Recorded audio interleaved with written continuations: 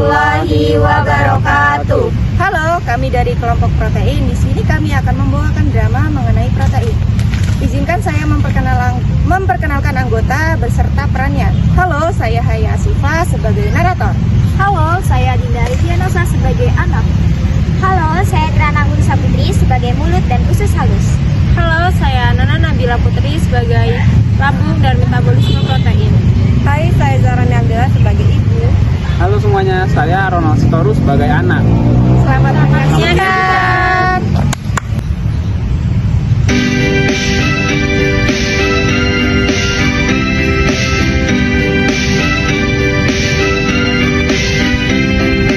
Kita adalah kelompok protein. Protein sehat mengandung gizi. Kita terdapat di telur, susu, tahu, kedelai, dan juga tempe.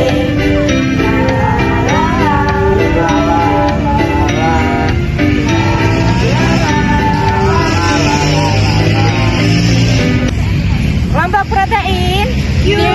Cute, ow! Suatu hari ada ibu dan kedua anaknya yang bernama Ronald dan Osa pergi ke sebuah supermarket. Lalu di perjalanan terjadilah percakapan antara kedua anak dan ibu tersebut. Nah, Rosa bertanya kepada ibunya apa saja yang akan mereka beli pada supermarket nanti.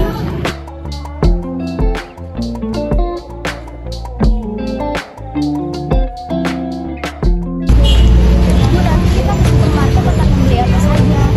Kita akan membeli makanan yang mengandung 4 sehat 5 sempurna. Emangnya 4 sehat 5 sempurna itu di dalamnya ada apa aja, Bu? Di dalam 4 sehat 5 sempurna itu mengandung gizi lengkap, yaitu ada protein, mineral, karbohidrat, dan lain-lain. Protein itu apa ya, Bu? Protein adalah molekul rumit yang membantu tubuh menjalankan fungsinya secara optimal. Nah, fungsi dari protein ini melindungi tubuh dari infeksi, katalis reaksi metabolik, dan lain-lain. Nah, jenis-jenis protein ini ada banyak. Ada protein berserat, protein hormon, protein transport, dan sebagainya. Lalu sesampainya di supermarket, ibu dan kedua anaknya tersebut langsung menuju ke tempat perbelanjaan sembako. Bu, emangnya makanan apa aja sih yang mengandung protein? Makanan yang mengandung protein itu ada telur, susu, tempe, tahu, dan masih banyak lagi. Terus bagaimana sih proses pencernaan, penyerapan, dan metabolisme pada protein itu? Lalu ibu pun menjelaskan pertanyaan dari Nosa sambil membayangkan.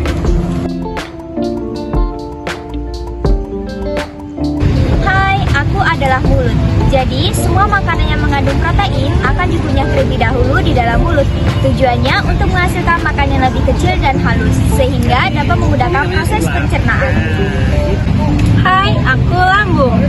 Setelah makanan lumer dan hancur dengan sempurna, kemudian makanan akan masuk hingga ke dalam pencernaan tubuh. Di sini aku menjalankan tugasku, yaitu dengan menciptakan suasana asam yang akan menghasilkan enzim protease.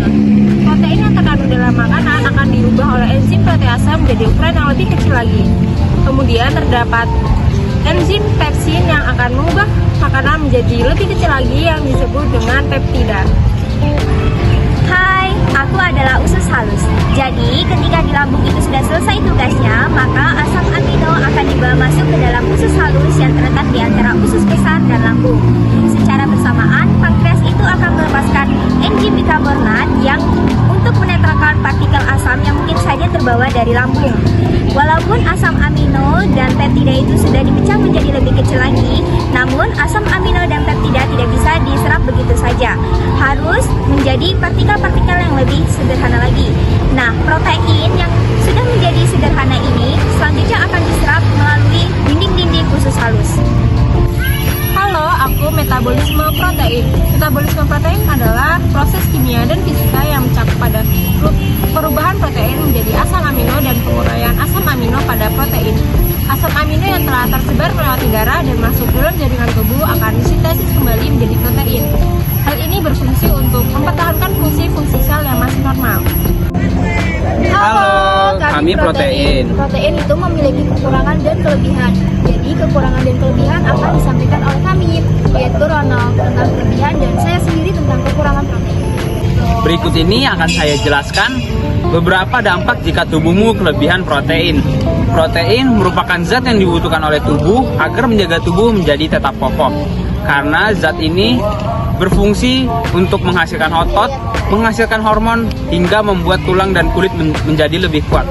Maka dari itu, sangat penting untuk mencukupi protein terutama bagi anak-anak karena saat ini sedang berada pada fase pertumbuhan.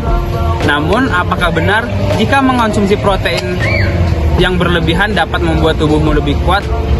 Jawabannya adalah tidak, karena protein juga memiliki dampak buruk. Beberapa dampak buruk yang dimiliki protein yaitu dapat membuat tubuhmu menjadi obesitas, melemahkan sistem imunitas, melemahkan tulang, hingga membuat kerusakan organ. Nah, itu tadi beberapa dampak buruk jika tubuhmu kelebihan protein. Maka dari itu, Anda sebagai calon orang tua harus memiliki pengetahuan tentang makanan-makanan sehingga membuat anak Anda mengkonsumsi protein dan nutrisi dengan sangat cukup. Nah, itu tadi kelebihan dari protein. Selain protein memiliki kelebihan, protein juga mempunyai kekurangan bagi tubuh kita. Jika kita kekurangan protein, maka tubuh akan mudah terserang penyakit. Oh, begitu ya Bu. Terima kasih ya Bu, Ibu telah menjelaskan. Sekarang kita berdua jadi tahu pengertian dari protein, fungsi dari protein, jenis-jenis protein, dan proses penyerapan, pencernaan, dan metabolisme pada protein itu. Sama-sama anakku sayang. Nah, itulah tadi drama mengenai protein yang dapat kita simak bersama. Di sini saya sebagai narator izinkan saya menyimpulkan drama pada hari ini. Pentingnya fungsi protein bagi tubuh, maka kebutuhan akan pemenuhan asupan protein juga perlu diperhatikan. Nah, berdasarkan Peraturan Menteri Nomor 75 Tahun 2013, kebutuhan protein setiap orang itu dibedakan berdasarkan usia, jenis kelamin, dan tingkat aktivitas fisik harian. Nah, untuk usia 4-9 tahun itu, kebutuhan protein berkisar antara 35-49 gram per hari. Nah, sedangkan pada usia dimulai dari 10 tahun ke atas, kebutuhan protein itu dibedakan berdasarkan jenis kelamin, di mana jenis kelamin yang laki-laki itu pada usia 10-12 tahun itu memerlukan 56 gram protein per hari, dan sedangkan perempuan pada usia tersebut memerlukan asupan protein sebesar 60 gram per hari. Nah, untuk memenuhi kebutuhan protein, maka perlu diketahui sumber-sumber protein seperti yang berasal dari daging-dagingan, unggas, telur, makanan laut seperti ikan salmon, tuna, dan sarden, susu kedelai, sayuran, dan kacang-kacangan, minuman protein, daging merah. Nah, tingkat konsumsi protein itu secara langsung dapat dipengaruhi oleh status gizi. Sekian penampilan dari kelompok kami akhiri. Wassalamualaikum warahmatullahi wabarakatuh.